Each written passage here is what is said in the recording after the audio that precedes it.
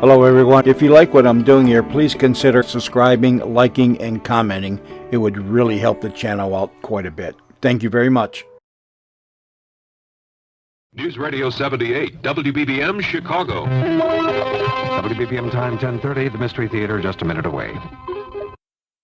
The CBS Radio Mystery Theater presents...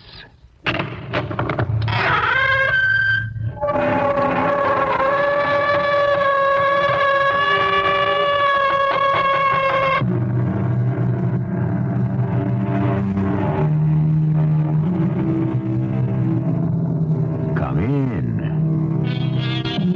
Welcome. I'm E.G. Marshall. Each of us is a hostage to time and fortune. Our lives are handed over to what appears to be the random chances of an uncertain fate. So often, there seems to be no rhyme or reason for any of it. Or is there a plan? A great and grand master plan, where even the fall of a leaf is strictly scheduled and rigidly accounted for. I have nothing against you. Then let me go. Please let me go. I'm sorry, I can't do that. But that gun, you're pointing it at me. I know. You're going to kill me. Only if I have to. I never did anything to you. I don't even know you. I'm sorry. Don't kill me, please. I have to. Why? So that everybody will know I'm serious.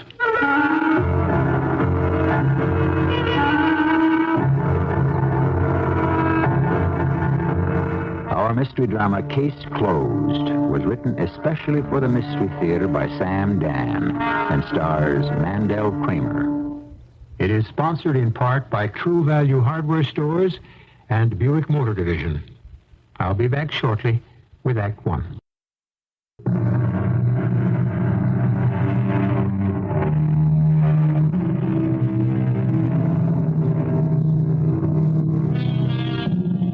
As the preacher says, there's nothing new under the sun. No matter how bad things may be today, someone will always come up with a reminder that things were worse in the past. Consider violence. If you think it's unsafe to walk the city streets today, why, it's a dance around the maypole compared to, say, 150 years ago. All right, now that we've got that in perspective, let us concern ourselves with a gentleman named Chester Allen Jones. Perhaps he is something new under the sun. In the past, crime, as a rule, was committed by criminals. But these days, it seems, all manner of respectable folk seem to be involved in it. Our story begins at 2:47 p.m. Wednesday afternoon, August 27th.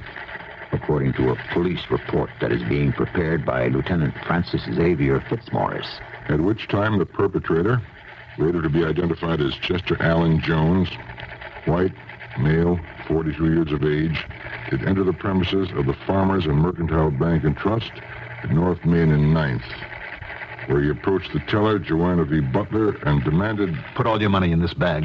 Don't step on anything. Don't push anything. Don't try to signal anyone. No, sir, I won't. I mean, I will not. Got this revolver pointed straight at your heart. Yes, I see. Hurry up with the money. Yes, sir, I'm trying to get it all in the bag, but my hands are shaking. What's that?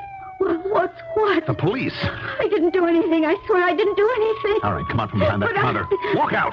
Come on, move. But don't shoot, please. Don't shoot. Let's just stick out. Everybody shut up. You there. I could have put that bullet into your head. Now, everybody shut up and don't make me shoot again. No. You. Stand in front of me. Please. Just stand right here and don't move. Please. Nobody in this place moves an inch. That's right. Now, drop your weapon. Raise your hands or you can't get away. Stay out. I'll kill people if you try to come in. Now, don't be crazy. Nobody's hurt. Not yet. You're not in that much trouble. Now, be smart. Don't try to rush me. I'm warning you. Don't try. You. Me? You just stay right in front of me. All right, the rest of you clear out. Everybody out of the bank. You heard me. Start walking. All right, I'm allowing these people to leave. Don't try to come in. I still have one of them. You, the fat man there with the hat. Yes, you. Now, you'll be the last one out. That's right. Now, stand there. All right, now you go and close the door behind you. That's right. What do you want? What are you going to do with me? Move toward the window. You're hurting my arm. Don't fight me. Just go where I tell you. What do you want? Pull down the blinds. The blinds. I'll kill you if you try anything. I won't. The blinds. The blinds. That's right. Just let them drop. Good. Now the shutters. The shutters. The steel shutters that cover the windows and the door. Yes, the shutters. Go ahead. I'm not sure. I know where the switch is located. Drop the shutters. But I tell you, I don't remember. Oh, I remember. I remember. It's here, by the door, right over here. Do it.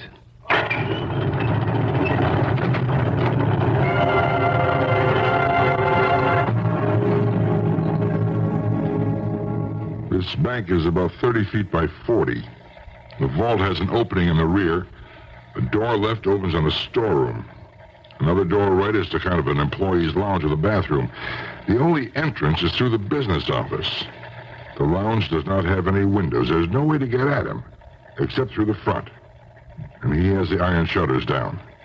There's no way he could be picked off. Besides, he has the hostage. At 3:15, an attempt was made to contact him. He opened the door a crack. We spoke through the shutters. What do you want? Well, sooner or later, you'll have to talk to somebody. I know what you're trying to do. Really? What am I trying to do? You're trying to humor me. Well, why would I want to do that? You think you're dealing with some common hoodlum. No, I never said anything like that. I'm not your ordinary, everyday bank robber. You're not? You'd never guess who I am. I wouldn't. Never. Not in a million years. Go ahead, guess. Well, Think of the most unlikely person. Go ahead. The Duke of Windsor. Who? The one who used to be the Prince of Wales. He gave up the throne. You're not even close. I'm Chester Jones. Oh? Glad to meet you, Mr. Jones. I'm Lieutenant Francis Xavier Fitzmaurice. You never heard of me. Well, now that you mention it, I think your name does ring a chord. Now, you mustn't do that. Do what? Patronize me. There was no way you could ever have heard of me. They took care of that. They? They made sure no one would ever know how important I am. Oh. Well, tell me, how important are you? All right, I will. Have you ever heard of Trowbridge Industries? Trowbridge. That's always been his secret. You see, keep in the background. Just take the money and smile. Well, I'm chief engineer. Oh? We make those... Well, I can't talk about it because it's top secret. You understand, being a police officer. Absolutely. Just let me say that what we make is a tiny little bit of a thing. But without it, you couldn't get a fighter plane off the ground. Is that a fact?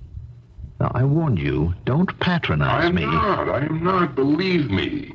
I am very, very much impressed. Now, I'm telling you this because I want you to realize that you're not dealing with some run-of-the-mill criminal. Well, I was sure of that from the very beginning. Now, Jones, you have a young lady there with you. Yes. About the young lady. Look, she is of no importance. She's merely a pawn in the game. Well, you certainly have no intention of hurting her. You're too good and generous a man for that. Good and generous, yes. I was always good and generous. That's why I'm a ruined man today. Good and generous no longer. Well, then why don't you let the young lady go? Let her go? She never did you any harm. Why should she suffer? I never did anyone any harm either. Why do I have to suffer? Yeah, but surely... Look, I don't want to talk anymore. Just another few seconds, Mr. Jones. I said I don't want to talk anymore. For the next 3 hours, all efforts to make further contact were unavailing. It was suggested we bring his wife down to talk to him. I decided to talk to her first. Accordingly, I went to see her, 7 p.m. You can't be serious. He identified himself as Chester Allen Jones. Well, there's obviously someone else by that name. Chief engineer at Trowbridge Industries. Well, perhaps someone is impersonating him. Well, the holdup was televised on the special closed-circuit TV, beamed to a banking protective service. Now, look, here's a blow-up from her frame. Is this your husband? Oh, it's impossible. Is it true? Well, it's Chester. It is Chester. Chester? Robbing a bank? Oh, it's ridiculous. I'm sorry, Mrs. Jones. How could he do this? I'm going right on down there. I'll make him see reason. No, I'm afraid that's not possible, Mrs. Jones. I know how to handle But we him. can't allow him to become irritated in any way. He has a loaded revolver pointing at a hostage. How long will you permit this to go on? As long as it takes. Oh, this is awful. This is absolutely awful. I'm sure it is. How will I ever be able to show my face to my friends again? We decided not to involve the wife. At 10 p.m., we tried to make contact with Jones again. He refused to talk. This is a bad sign. In all these situations, the perpetrators are anxious to carry on a dialogue. It increases their sense of importance. They're excited by the very idea of negotiations. But how could we figure Jones? Unless we knew what Jones wanted, we would have no clue to him at all. Are you going to kill me, Mr. Jones? What? I asked, are you going to kill me? I don't know. You don't know. I haven't really thought about that. Right now, it's not important. It's important to me. Just don't try anything. What can I try? All I see is the muzzle of that revolver. It's a big black hole, and it's pointing at me. And death can come out of there. You talk too much. Well, I'm sorry. But I have to do something. Up till now, I've been scared, terrified. But I can't keep that up forever. The fright goes away, and you're empty. I remember that expression from high school science. Nature abhors a vacuum, so I just fill myself up with talk. Well, don't mind me. It doesn't mean anything. Nature does not abhor a vacuum. But it... Don't contradict me. I'm an engineer. Yes, sir. I'm a scientist. I know more about it than you do. That remark was uttered by Spinoza. Oh, really? I didn't know that. Well, you could tell that he was a philosopher, not a man of science. Nature does not abhor a vacuum. She doesn't. Nature is not a she or a he, not even an it. Nature is, that's all. And nature doesn't know, doesn't care, is not involved. Nature is a force that simply acts. Do you understand? Oh, yes, sir, I understand. Mr. Jones. What is it now? Mr. Jones, are you going to kill me? I already told you I don't know. At 11:30 p.m., we succeeded in getting Mr. Jones to come to the door and talk with us again. We brought a tray of food and beverages. The plan was to have him let Miss Butler come to the door to pick it up, where we might have an opportunity to grab her and yank her out of there. But he was too smart for that. He made us place the tray on the ground and push it inside. He was constantly using her as a shield. We had no way to get at him. What was worse, we were unable to communicate. Mr. Jones, you can't go on like this indefinitely. I've been going on indefinitely all my life. Well, and sir. so have you. Most people do. We just go on from day to day, living for the moment. Mr. Jones, let me say to you again what I said to you at the very beginning. So far, nobody got hurt. Nothing too bad can happen to you. Just hand over your gun and walk out with the young lady. The wind-up of the thing will be, well, you probably won't even go to jail. Mr. Jones, look, I'm not just saying this to get at you, it's the truth. Why don't you make it easy on everybody? Come on out. Mr. Jones, you know I'm right. I can't do it. Why not? I just can't. Well, why don't you tell us what you want, Mr. Jones? What do you want? What do I want? Yes, Mr. Jones. What do you want? I don't know.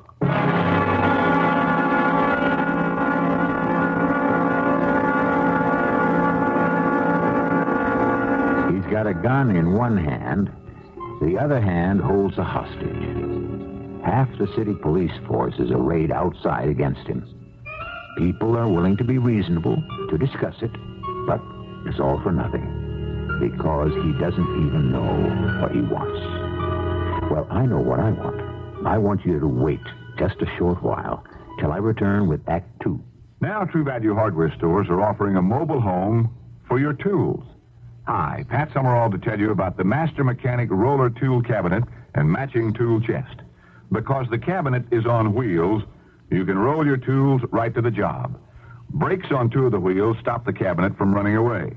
The tool chest can be carried separately by the two side-mounted handles or rolled right along on top of the roller cabinet. The matching set is available exclusively at True Value hardware stores, and the tool chest and cabinet together provide the right amount of space to hold a mechanic's complete tool kit. Bulky tools or large spare parts fit in the large storage compartment or 3 medium-sized drawers of the roller cabinet. Smaller tools and parts fit in the 6 smaller drawers of the tool chest, and all the drawers locked for tool security. Get the Master Mechanic matching roller tool cabinet and chest exclusively at participating True Value hardware stores and home centers. True Value, more than just a name, it's always been their way of doing business. You know, in any given newspaper, on any given day, there are literally hundreds of private parties trying to sell their used cars. You might be one of those people. How would you like to eliminate all of the hassle of running an ad, staying home on weekends in case the phone rings, making appointments to show your car again and again? How would you like not to go through all that grief and still get top dollar for your used car? At Mancuso Chevrolet in Skokie, we want to buy that car. We don't want to steal it from you. Mancuso Chevrolet wants to pay top dollar, cash money for your used car today. Why wait any longer? We're at 4700 Golf Road in Skokie, just a block east of Old Orchard Shopping Center. Be sure to bring your title and your price with you. Mancuso Chevrolet wants your used car.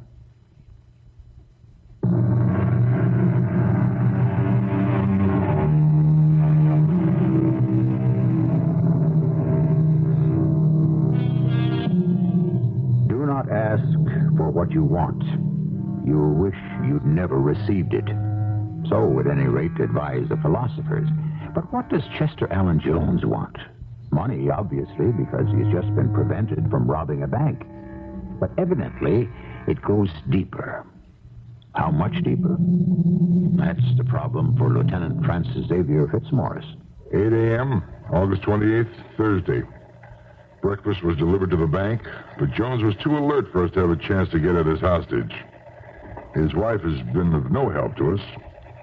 We decided to try his employer, Mr. J.R. Trowbridge. Chester trying to rob a bank and barricading himself inside with a hostage? That's right, Mr. Trowbridge. Well, I guess it's worse than I thought. Oh, what's worse than you thought, sir? But could that have set him off? What do you mean, sir? Well, I'd given him a very bad piece of news in the morning. How bad? The worst. He was going to be out of a job. Oh, in other words, you were going to fire him? We were all going to be fired. How's that? The company was being taken over. It was a bad morning for poor Chester. I guess it was too much for him to take all at one time. Well, can you describe what happened? Well, it'd be a hard morning to forget. He got in about 7:30 as usual. Trust him to arrive and be at work long before anyone else. Well, I got in at 9, and I went right to his office. Oh, what is it, J.R.? Well, there's at least 100 ways I could go about this. Go about what? Well, first, Chester, the board meeting's been called off. Oh? Why? Because it would be academic. There's nothing the present board decides would be of any value. We're being taken over. What do you mean we're being taken over? We are broke. Broke? How can J.R. Trowbridge and Company be broke? Well, how can you be broke? How? Well, that's a hell of a good question. Well, I wish you'd answer it. Well, it's a complex question, Chester. What, J.R.? What happened? I mean, how can this company be broke? Well, maybe I just don't know how to we run have all it. those contracts, all this work. Well, we're not making money on anything. But why? You keep asking, Chester, and I keep answering. I guess I just don't know how to run a company. Oh, come on. J.R. Trowbridge? You know what that name means? Oh, they'll keep the name. They'll keep the company name, all right. They'll even keep me on as vice president. Not to do anything, just to be visible, you know. And me? Well, I couldn't save you, Chester. But I noticed that you did save yourself. No, I'm sorry. They don't want you. And you'd let them get rid of me? No, now, in the first place, I had nothing to say about it. In the second place, Don't you give me a hard time. You mean you've got a guilty conscience? Yes, Chester. I do have a guilty conscience. That's been my trouble. When my father died, I should have fired you and all the other old-timers, but my conscience wouldn't let me. Fired us? We made this company. Oh, no, Chester. You didn't make this company. You made the old Trowbridge Company. But the world, the times, they have passed you by. You have the best research department in the entire industry. Yes, I have. There isn't a single problem my research department can't solve, except one. How to make money. I've been here for 20 years. I came here out of college. To be fired just like that? Oh, it won't be just like that, Chester. The new people will do an efficiency study in order to determine I gave everything to this company and to be kicked out. No, you won't be kicked. When they formally decide to release you, you'll be given 3 months' pay. Oh, that's very generous. Yes, it is. Could have been given 2 weeks ago. Look, J.R., I need the job. Chester, I tried to explain. I know you did, but I'm broke. Broke? Yes. But you've been making some very good money. How could you be broke? Believe me. Well, you don't live high. J.R., I need money. I have got to hold on to this job. Oh, Chester, I'm flat broke. The best you can say is that you're sorry? I don't see how you can be flat broke. Well, what am I supposed to do? Rob a bank? And you have no idea why he should be broke? Yes, no, none at all. Is there anyone else who might know? Well, you might ask his wife. Well, Mr. Trowbridge, I get the idea she may have contributed to the situation, but wouldn't be of too much help. Yes, well, I suppose I'd better tell you. Lorna Hodges. Lorna Hodges? Yeah, she's a married woman. Chester has been going with her for some time. I know about it because he had to tell someone, and as I understand it, they're very much in love. Maybe she can enlighten you. August 10th, 10 a.m. Lorna Hodges, or Mrs. Randolph B. Hodges, is a woman of about 40. She lives in the suburbs around Clearview. Small, quiet lady. He wasn't happy at home. Neither am I. You could say we found each other. We love each other. Well, he has no money. Why? She drains him. His wife does. The clothes that woman wears. At a whim, she'll redecorate the house. She buys furniture, she buys art, jewelry. Well, then there is something that can be turned into money. Oh, she wouldn't give him a nickel. Well, still, for a man like him to rob a bank... Why do you say for a man like him? Well, he's a respectable, law-abiding, established citizen. His world came to an end. He's no longer chief engineer at Trowbridge Industries. All right, but we have an immediate problem. He's locked himself into that bank. He has a hostage, and we have to get her out alive. Yes, I know. The problem is, we just can't seem to reach him. I've tried to talk to him, but, I'm just a cop as far as he's concerned. His wife? Well, that would make him worse than ever. Yes, it would. His best friend, or his former best friend, was his boss. I don't think he's in any mood for J.R. Trowbridge Jr. now. I don't think so either. So, who are we left with? Well, I don't know. I know. You. Me? Yes. You're in love with each other. Yes. He trusts you. Yes. Well, then, will you come down to the bank with me and try to talk to him? Mrs. Hodges, will you come down to the bank? No. But you're the only one he'll talk to. I know. Well, then why won't you come down to... I can't. A human life is at stake here. I understand. Well, then why... Do you have to ask why? Yes. Because it's over. It's all over now between Chester and me. He'll go to jail or he'll go to an asylum. I suppose you could say I'm leaving a sinking ship. Mrs. Hodges, as long as you brought it up, you know who leaves a sinking ship? Yes, and they're smart. Is it better to drown? I'm thinking of a girl who's looking at the muzzle of a revolver. She could die at any minute. And you want me to die Well, instead? why would you... Maybe the sinking ship was a bad analogy. Perhaps it was. Did you ever hear of sati? What? Sati. It's an old-time custom in India. I understand they either got or are getting rid of it. You see, when a man dies, he's cremated, and his wife is cremated with him. Now, what does that have to do with Jones? Unofficially. Quietly, secretly, and to all intents and purposes, I am the equivalent of Chester's wife. But now he's dead. Do I have to die with him? Why would you have to die? Well, the headline in tomorrow's morning's paper. Mistress of trapped robber tries to talk him out of barricaded bank. That is how the media will handle it, won't they? Well, Well, what? I'll go up to the door of the bank with what do you call it? A bullhorn. And I'll say, Chester, come out of there. I love you. It's me, Lorna, darling. No, Lieutenant Fitzmaurice. I can't do it.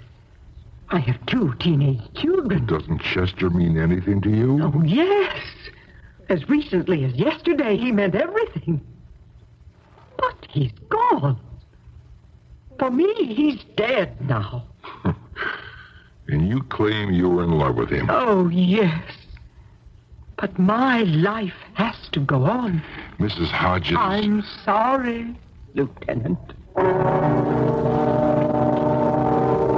August 28th, 3 p.m. At this point, the siege was just about 24 hours old. We're still nowhere in terms of progress.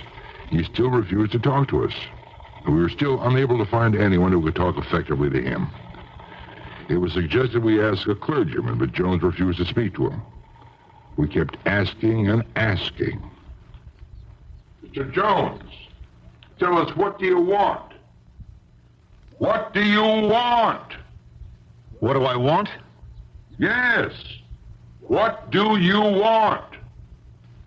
I don't know. Mr. Jones, what is it you want? What? The police keep asking. You keep saying you don't know.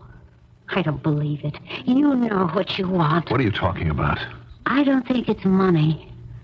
I'm not sure you really came in to rob the bank. Of course I came in to rob the bank. What did it look like? Oh, sure, that's what it looked like. But how much money could you have gotten away with? I don't know. A great deal, I suppose. You suppose. You see, you just gave yourself away. How? Well, professional robbers know how much is available. They operate in teams. They don't go for a teller who only has a couple of thousand in her drawer. They go for the vault. You just blundered into the bank. I'm not sure you really wanted money. That shows how much you know about the actual situation.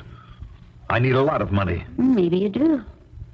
But that wasn't why you tried to hold up the bank. You know, you're an excellent example of non-scientific thinking. You refuse to accept basic facts. Number 1, we have my need for money. Number 2, we find me in a bank committing a robbery. Period. Problem. It's because you're a scientist, an engineer, that I don't think you meant to rob the bank. If that was your intention, then... Then what? Well, then you'd have planned it better. You'd have used what you'd call the scientific method. You wouldn't just barge in waving a pistol like some juvenile delinquent. You know, all this is very interesting, but the basic fact still remains. I did come in with a pistol. I did demand money. That was just the first part of it. What do you mean by the first part? Oh, you were just going through certain motions. Yes? What kind of motions? I don't know. But your object was to arrive here. I don't know what you mean by here. Here. Where we're standing, here in the bank. Where you've barricaded yourself in. Where you're holding a hostage. This is where you wanted to be. I think you're crazy. Well, I could be. But if money was what you really wanted, why not tell that to the police the next time they talk to you? You know how much money you need, want. Set the figure. Why don't you? Because. Why don't you tell them how much money you want? Because I don't really want any money. What do you want? I don't know. You do. You're afraid to say it. You don't want to come to grips with it just yet, but you know. Look, I want you to shut up. All right, but that won't change anything, will it? You know what you want. Yes, I know.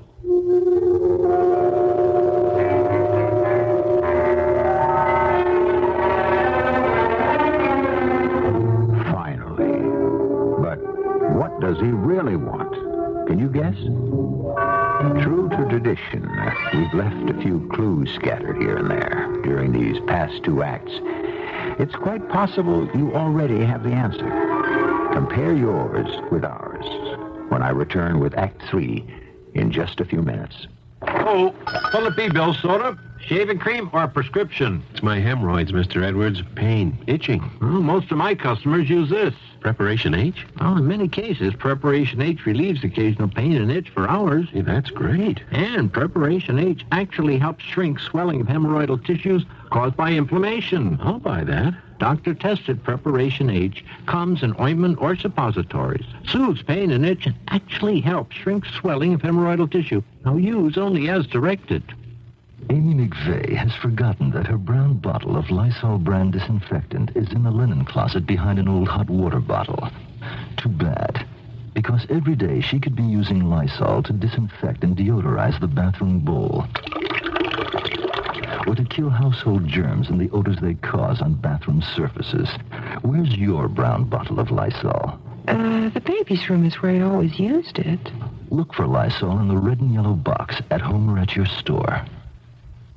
If you need a muffler, now you can Midasize your car in over 800 Midas shops in the United States. I got Midasized in Topeka, Kansas. It goes to prove you're never too old. I got Midasized in Brooklyn, New York.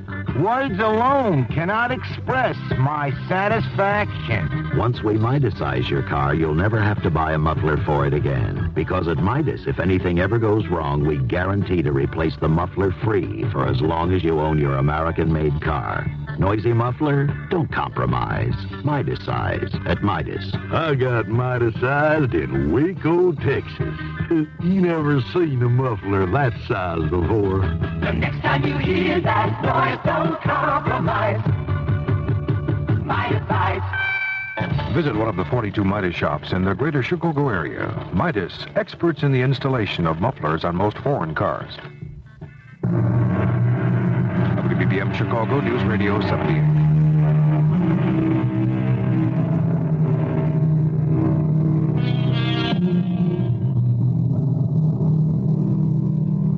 Who was it that said possession is worth 9 points in the law?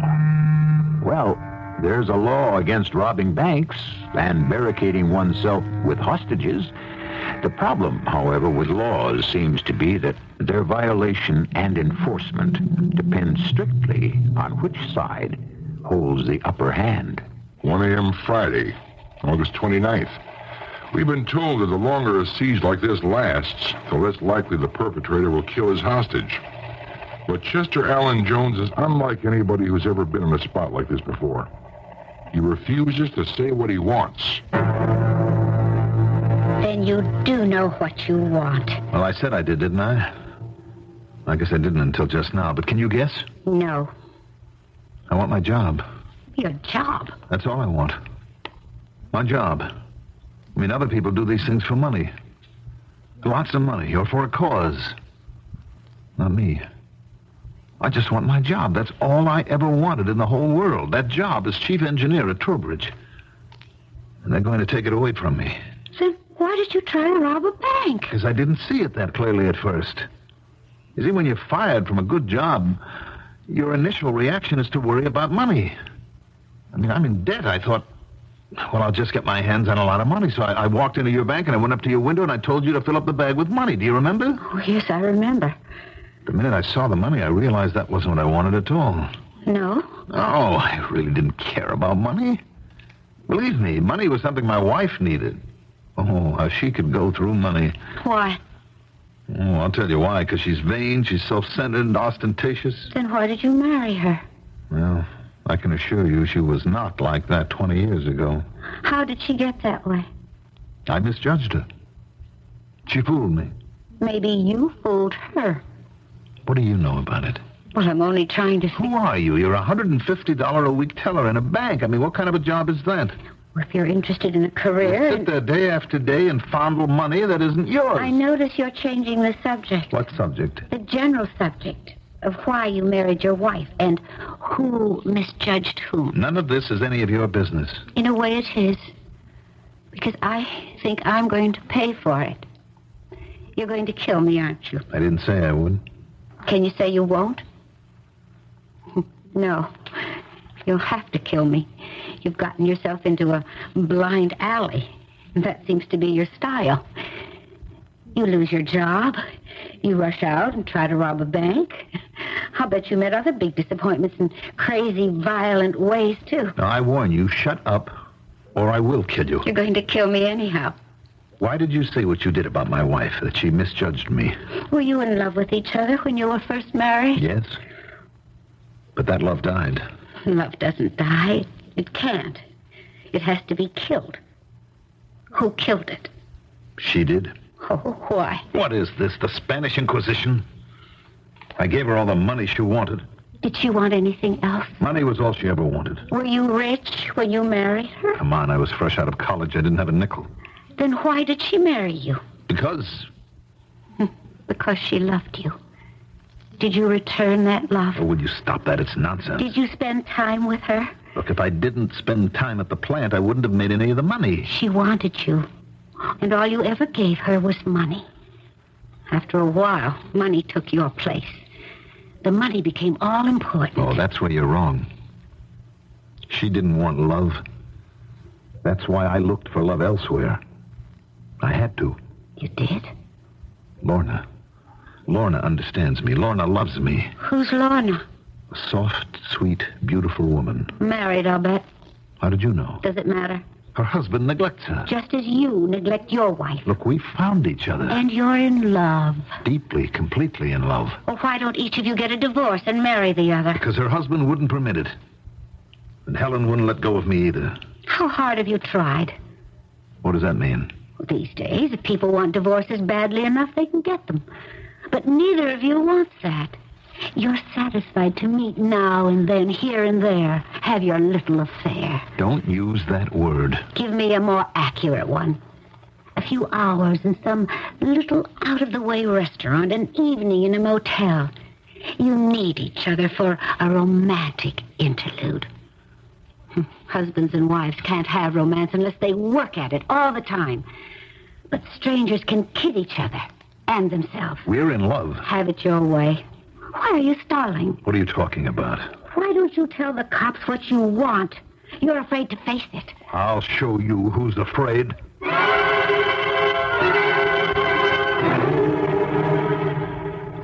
Friday, August 29th, 5 a.m. Chester Allen Jones called out to us. He wanted to talk. He was prepared to state his conditions for the release of Miss Joanna Butler. I want to continue in my job as chief engineer at Trowbridge Industries. That's what you want? Yes, that's what I want, and that's what I must have. Otherwise, I'll kill her. But no buts, no ifs, and no maybes. I want an ironclad guarantee. I've spoken to the new management. Yes, Mr. Trowbridge? Now, they're willing to make any statement, any promise that will satisfy Chester. Naturally, everybody wants the girl to be safe. You understand, I had no choice but to bring this offer. I'm not sure that the demand should be met. What are you saying, Lieutenant? Well, we have to see this thing in perspective. This isn't, and unfortunately may not be, the only incident of its kind. See, we're setting a precedent. Any agreement that the company makes was made under duress. Now, once the girl is safe, why... No, that presents problems, too. For the future, it destroys the credibility of the police. Very well. Yeah, well, he can continue for a while. You know, sooner or later, this whole business will blow over and be forgotten. Then, he can be quietly released. Fired for one reason or another. Well, our basic objective is to get that girl out of there alive. We'll do whatever we have to. –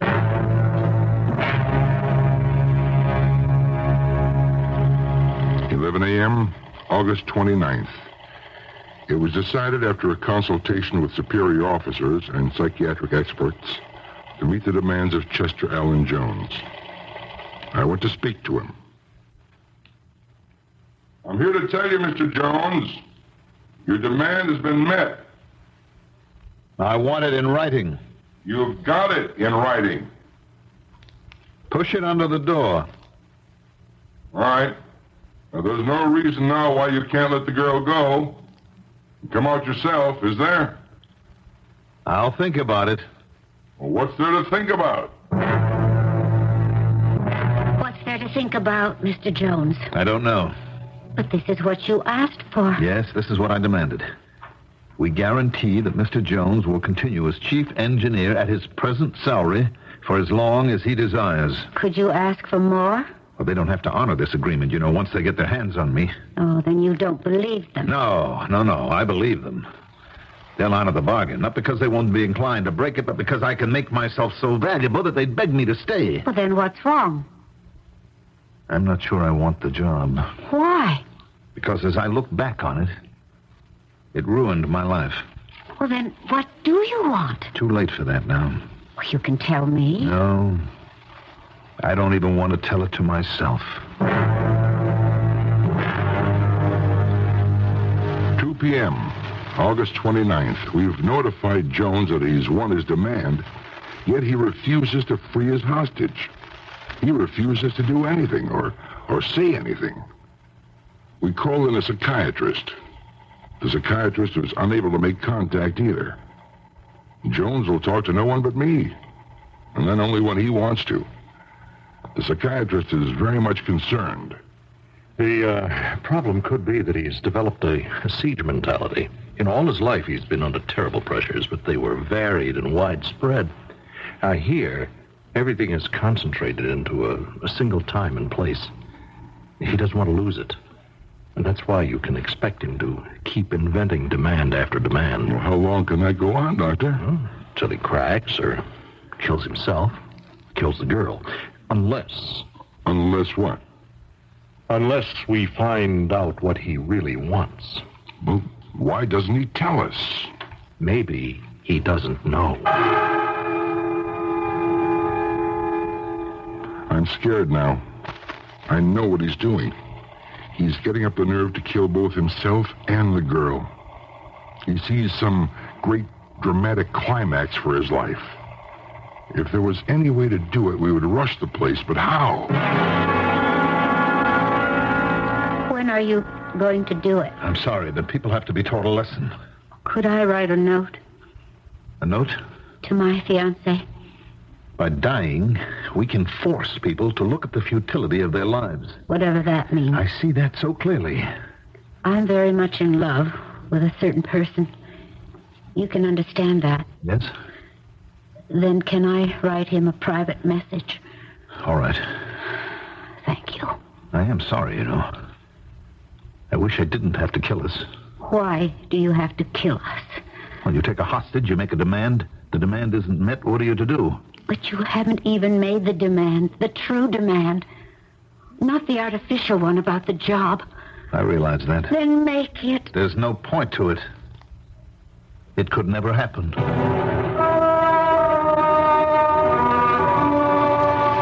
Noon, August 30th. A sealed envelope was pushed out the door. It read, "From Joanna Butler to Charles Carroll." Miss Butler's mother told me she knew of no Charles Carroll. Evidently, then, the note was for us. So we opened it. He wants his wife, not the wife he has now, but the wife she was in the beginning. He loves her. He loves her more than anything in the world. He wants to begin all over. If he can't, life isn't worth living. He'll kill himself. And unfortunately, me. It's in her hands. I can't blame her if she wants nothing ever to do with him. But if somehow she is as unhappy as he is, as frustrated and as in love, she can save us. Mrs. Jones, will you read this letter? What letter? And after you've read it, you will decide whether or not you want to go and talk to your husband. The letter will tell you what he really wants. You'll have to decide if it's what you want, too. And you won't be able to fool him. Mr. Jones! Mr. Jones, you have a visitor. I don't want to see anybody. Not even me, Chet? Not even me? Helen. Chet, you know what I'd like to do tonight? Go out somewhere, get a sandwich, and go skating. But the Paradise Rink's been closed these past 15 years. Well, then we'll go to a movie. But I don't have a job, Helen. I couldn't work there anymore. Oh, that doesn't matter. I can teach school. How can you teach school? You haven't worked in 15 years. Well, then, we both have a problem, don't we?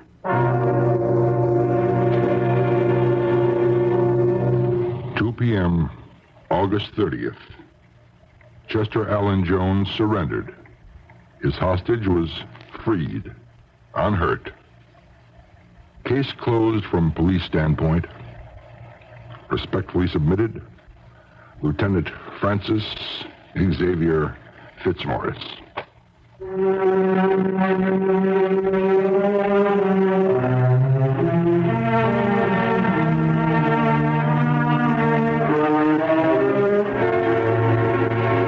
Case closed. Well, is any case ever closed? Miss Joanna V. Butler certainly developed under pressure, didn't she? We wonder what she's doing now. Chester underwent a battery of tests and after a while was quietly released again into civilian life. We assume he and Helen are happy somewhere in a new environment. As for me, I'm well and happy every time you agree to wait until I return. Back to school time means back to Ben Franklin. We bring variety for all the different things you need this time of year. Discover Ben Franklin. We bring variety to life. One trip to Ben Franklin, and your youngsters are ready for school without spending a bundle. Whether they need theme books and filler paper, calculators, or sketch pads, students will find the right school supplies at Ben Franklin. Your children will love our lunch kits, just the thing for carrying a good lunch and maybe a little treat, too. Have they grown right out of last year's clothes? Ben Franklin can help outfit your family this year. Preschoolers all the way to high schoolers. Ben Franklin's all ready for school. Come on in and save. Discover Ben Franklin. We bring variety to life.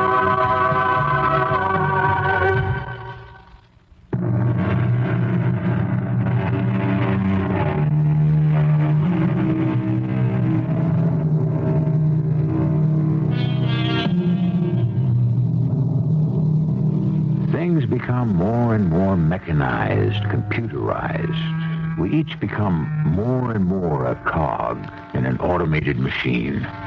We yearn for recognition, or at least an acknowledgement of our existence. And so, here and there, we try to wreck the impersonal machine that has become the world. And now and then, an individual succeeds in stopping the machine, if only for an instant. Which is what the French factory workers did over 150 years ago when they threw their sabots, their wooden shoes, into the new machinery, from which we get the word sabotage, proving there is nothing new under the sun.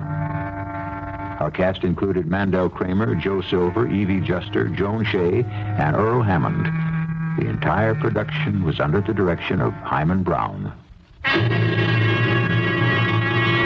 And now, a preview of our next tale. You have fever, Tuan. You stay quiet. Fever will burn away. I will take palm wine to men. You do not leave house, Tuan. Why should we have anything to fear from our own men? Let me point out something I have said before. I am the agent in charge here, and you are my assistant. The person in charge is Macola, and don't try to deny it. You will not call me ridiculous in front of a servant. I won't stand for that kind of insubordination. If it happens once more... Yes, what will you do? I'll discharge you. You mean throw me out of our castle on stilts? This vermin-infested hutch of a platform? You're welcome to the whole place. I'll head downstream to the coast. Well, you may do what you please, but you won't survive a day in the jungle. Radio Mystery Theater was sponsored in part by Buick Motor Division and True Value Hardware Stores. This is E.G. Marshall inviting you to return to our Mystery Theater for another adventure in the macabre. Until next time, pleasant dreams.